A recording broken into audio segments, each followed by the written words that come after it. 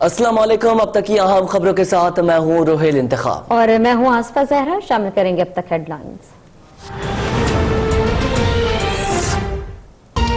سعودی حکومت نے پاکستان کو حج 2020 کے معاہدہ کرنے سے روک دیا. سعودی وزیر حج کا مراسلہ وزارت مذہبی امور کو موصول. مراسلے کے مطابق سعودی حکومت صورتحال پر نظر رکھے ہوئے ہیں. صورتحال بہتر ہوتے ہی آگاہ کریں گے.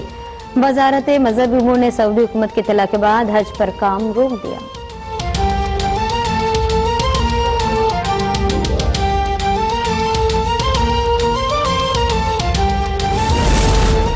ایوان صدر میں صدر مملکت کی زیر صدارت اہم مشاورتی اجلاس. چاروں گورنرز اور ملک بھر سے علماء کرام کی ویڈیو لنک کے ذریعے اجلاس میں شرکت. صدر مملکت کی علماء کرام سے جامعۃ الازہر کے فتوے کی روشنی میں کردار ادا کرنے کی درخواست. کہا علماء کرام عوام کو گھروں میں نماز ادا کرنے کی تلقین کریں. بحران سے بچاؤ کا واحد حل سماجی فاصلہ قائم کرنا ہے. علماء کی حکومت کو حمایت کی یقین دکھانی. کورونا کی وبا نے عام سے نمٹنے کے لیے علماء حق کا مشترکہ اعلامیہ جاری. کہا کہ حکومت نماز جمعہ پر پابندی لگائے تو پھر نماز ظہر گھر میں ادا کی جائے. مساجد کھلی رہیں گی. حکومت طبی بنیاد پر نمازیوں کی تعداد پر پابندی لگا سکتی ہے. کسی خاص عمر کے افراد کو مسجد جانے سے روکنا جائز ہوگا.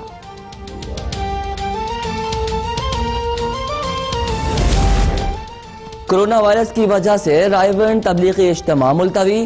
تبلیغی اجتماع کی مرکزی شورا نے ہدایت جاری کر دی. تمام تبلیغی جماعتیں جہاں ہیں وہیں رہیں گی.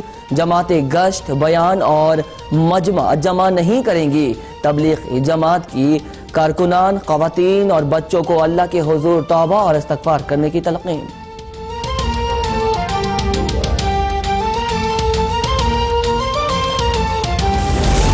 ملک بھر میں کورونا وائرس کے مزید پھیلاؤ کا خدشہ. وزیر اعظم عمران خان کی زیر صدارت قومی رابطہ کمیٹی کا اجلاس جاری. چاروں وزراء اعلیٰ کی ویڈیو لنک پر اجلاس میں شرکت. معاون خصوصی ڈاکٹر ظفر مرزا شرکاء کو بریفنگ دیں گے. اجلاس میں کورونا سے نمٹنے کے اقدامات کا جائزہ. ٹرانسپورٹ کی بندش پر غور.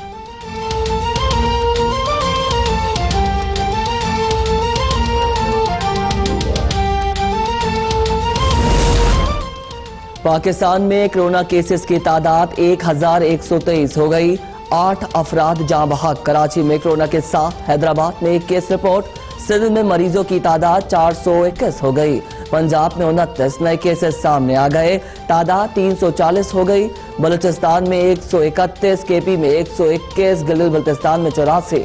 اسلام آباد میں 25 اور آزاد کشمیر میں 1 مریض موجود.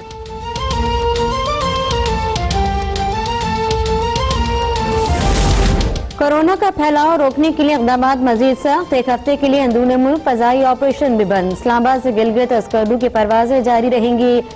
سندھ میں رات 8 سے صبح 8 بجے تک تمام دکانیں بند. دودھ کی دکانیں صبح 6 بجے کھولنے کی اجازت. اسلام آباد کے علاقے شہزاد ٹاؤن میں کورونا کا ایک اور کیس سامنے آ گیا ہے. شہزاد ٹاؤن اور بہارا کہو میں جزوی لاک ڈاؤن. کیسز کی تعداد 16.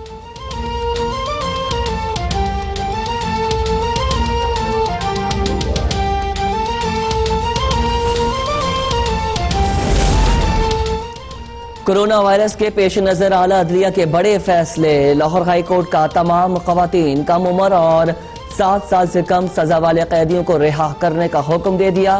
سندھ ہائی کورٹ نے بھی معمولی جرائم کے 829 قیدیوں کی رہائی کے احکامات جاری کر دیے.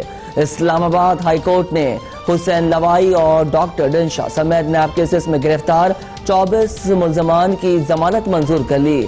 عدالت نے ریمارکس دیے غیر معمولی حالات ہیں، غیر معمولی فیصلے کرنا ہوں گے. بدقسمتی سے حکومت کا کام بھی عدالتوں کو کرنا پڑ رہا ہے. وزیر اعظم عمران خان نے اسلام آباد میں آئسولیشن اسپتال اور متعدی امراض کے علاج گاہ کا سنگ بنیاد رکھ دیا. وزیر اعظم کا 50 بستروں پر مشتمل آئسولیشن مرکز کا دورہ. مختلف حصوں کا جائزہ لیا. چیئرمین این ڈی اے میں لیفٹیننٹ جنرل محمد افضل اور ڈاکٹر ظفر مرزا کی وزیر اعظم کو منصوبے پر بریفنگ.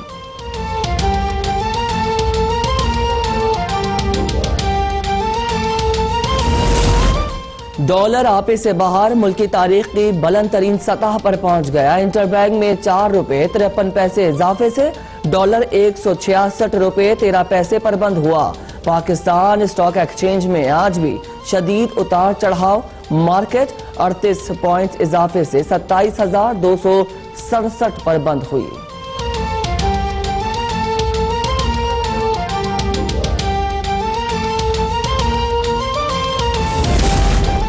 وزیر اعلیٰ پنجاب عثمان بزدار کا وزیر اعلیٰ سندھ مراد علی شاہ سے ٹیلی فونک رابطہ۔ عثمان بزدار کا N95 ماسک بھجوانے پر مراد علی شاہ سے اظہار تشکر۔ کہا آزمائش کی گھڑی میں ہم سب کو ایک دوسرے کا ساتھ دینا ہے، ہمارا اتحاد اور عزم اس موذی مرض کو شکست دے گا۔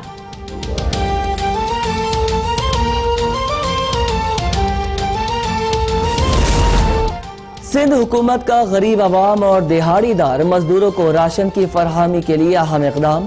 وزیر اعلیٰ سندھ مراد علی شاہ نے 58 کروڑ روپے جاری کر دیے۔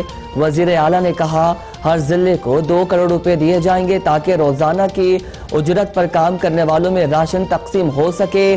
وزیر اعلیٰ کی ہدایت پر سیکرٹری خزانہ نے فنڈز منتقل کر دیے۔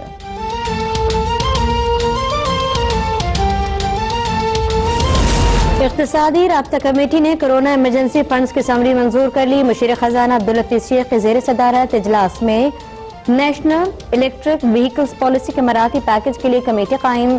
وزارت ہاؤسنگ اینڈ ورکس کے لیے 27 کروڑ 85 لاکھ روپے کی ضمانتی گرانٹ منظور۔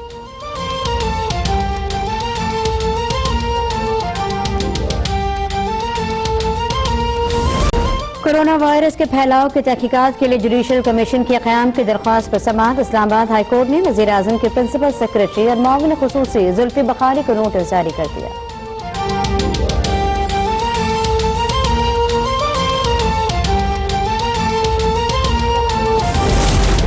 کورونا وائرس سے 198 ممالک میں اموات 22,000 سے تجاوز کر گئیں۔ مہلک وائرس سے ایران میں مزید 157 جاں بحق، اموات 2,234 تک جا پہنچی۔ 29,400 سے زائد افراد متاثر۔ انڈونیشیا میں مزید 20 افراد جان سے گئے، تعداد 78 ہو گئی۔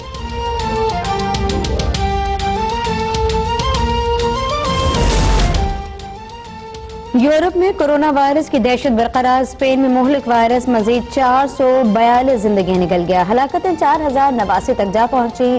مریضوں کی تعداد 56,000 سے بڑھ گئی۔ اٹلی میں اموات 7,503 تک پہنچ گئیں۔ بیلجیم میں مزید 52 افراد ہلاک، تعداد 220 ہو گئی۔ سوئٹزرلینڈ میں مزید 12، آسٹریا میں 11 نئی اموات، فرانس میں ہلاکتیں 1331، ہالینڈ میں 306۔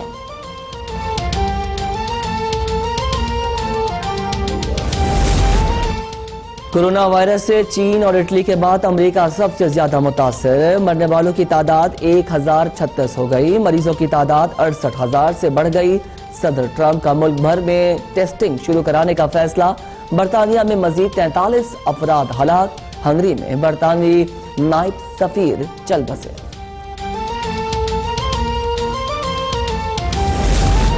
اور کراچی کے مختلف علاقوں میں صبح سے بوندا باندی جاری، موسم خوشگوار۔ محکمہ موسمیات کی شہر قائد میں آج رات گرج چمک کے ساتھ بارش کی پیشگوئی۔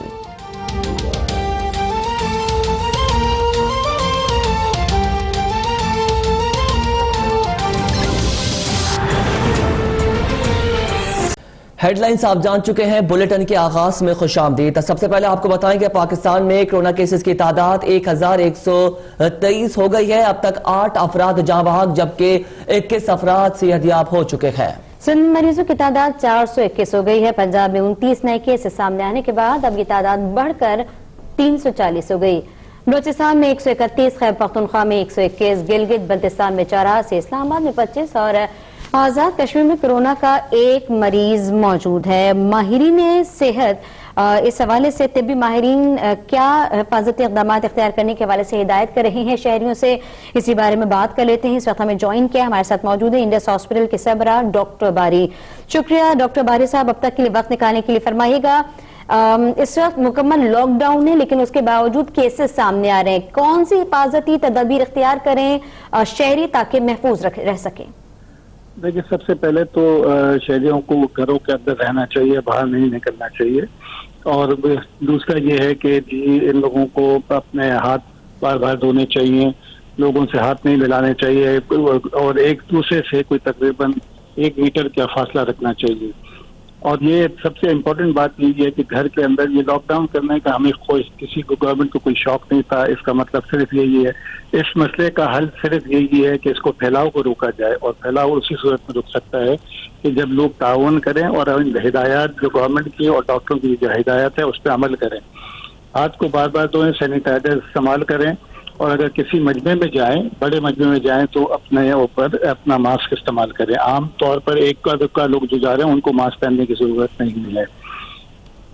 ڈاکٹر صاحب یہ فرمائیے گا, چونکہ اب زیادہ تر لوگ اپنے گھروں میں مقید ہیں اور پھر سب کی چھٹیاں ہیں, گھر میں کیا ہدایات فالو کرنی ہوں گی؟ کیونکہ ہمارے سسٹم میں ایک گھر میں کئی لوگ ایک ساتھ رہتے ہیں, تو گھروں میں پکنک کا سمے ہے. گھروں میں ایک تو یہی ہے کہ گھروں میں اپنا کوئی آپس میں سب لوگ جمع نہ ہو جائیں, زیادہ رش نہ کریں, اور گھر کے اندر کیونکہ یہ مقصد صرف یہی ہے کہ جتنے کم لوگ ایک جگہ جمع ہو وہ ہوں. دوسرا یہ ہے کہ جو بار بار جو ٹیبلز ہیں, سرفیسز ہیں, دروازے کے نابز ہیں, ان کو بار بار صاف کرنا ہے, اور اگر کھولیں بھی تو اپنے خود ہی سے دروازوں کو کھولیں, بار بار ہاتھ دھوئیں, سینیٹائزر کا استعمال, عام صابن اور پانی سے دھونا بار بار, اور کسی سے ہاتھ نہیں ملانا ہے, اپنا ایک دوسرے سے فاصلہ رکھنا ہے, یہ بہت ضروری ہے. یہ جگہ یہ بہت سیریس وبا ہے, اس کو یہ سمجھنا بہت ضروری ہے, اس کو لائٹلی نہیں لینا چاہیے. انفارچونیٹلی پڑھے لکھے لوگ بھی اس کو سمجھتے ہیں کہ یہ کوئی ایسی بڑی بات نہیں ہے. اس کے جو خاص طور پر جو بڑے عمر کے لوگ ہیں اپنے گھروں کے اندر, ان کو زیادہ رسک ہے کہ ان کو اگر یہ انفیکشن لگ گیا تو ان کو سیویئر قسم کی ڈیزیز ہوگی, اور اس کے ساتھ وہ وینٹیلیٹر پہ بھی جا سکتے ہیں, اور وینٹیلیٹر پہ ایک دفعہ جا کے واپسی بہت مشکل ہے. اس کے بہت کم لوگ بچے ہیں, اور زیادہ تر ڈیتھ بڑے لوگوں کی ہوئی ہے, عمر رسیدہ لوگوں کی ہوئی ہے, اور خاص طور پر ان کو جن کے ساتھ کوئی ایسوسیشن بیماری ہو, جیسے ڈائبٹکس ہو جائیں یا ہارٹ کی بیماری ہو. تو آپس میں دوری رکھیں, ہاتھ کو آپس میں نہ ملائیں, اپنے ایک دوسرے سے گلے نہ ملیں, اپنی جو چیزیں ٹاول وغیرہ بھی الگ رکھیں. ٹھیک ہے ڈاکٹر صاحب, یہ بھی فرمائے گا کہ کل جمعہ ہے اور جمعے کے اجتماعات بھی منعقد کیے جائیں گے. علماء کی جانب سے تو اس حوالے سے مختلف ہدایات جاری بھی کی گئی ہیں, طبی نقطہ نگاہ سے آپ کیا کہیں گے؟ دیکھیں, جو اگر طبی کے حساب سے دیکھا جائے تو ہماری ایڈوائز یہ ہوتی ہے, اور ہم نے علماء کے سامنے بھی یہ دیکھا تھا کہ مجمع کم سے کم ہونا چاہیے, اور جو CDC کی جو گائیڈ لائنز ہیں اور ٹیکنیکل گائیڈ لائنز ہیں کہ وہ 10 سے زیادہ لوگ یا 10 سے زیادہ لوگ نہیں ہونے چاہیے. اور اس میں گورنمنٹ علماء کے ساتھ یہ بھی طے ہوا تھا کہ گورنمنٹ اگر کچھ ایڈوائزری دے گی تو اس کو فالو کرنا ہوگا. اب ہو سکتا ہے یہ گورنمنٹ کا کام ہے کہ اس کے لیے کوئی ایڈوائزری نکالے, کیونکہ دیکھیں یہ مستقل تو ایسا ہونا نہیں ہے. آج 2 مہینہ 2 مہینے, ہفتہ, 10 دن اگر ہم یہ احتیاط کر لیں گے تو ہمارا حال وہ نہیں ہوگا جو اٹلی کا ہوا ہے.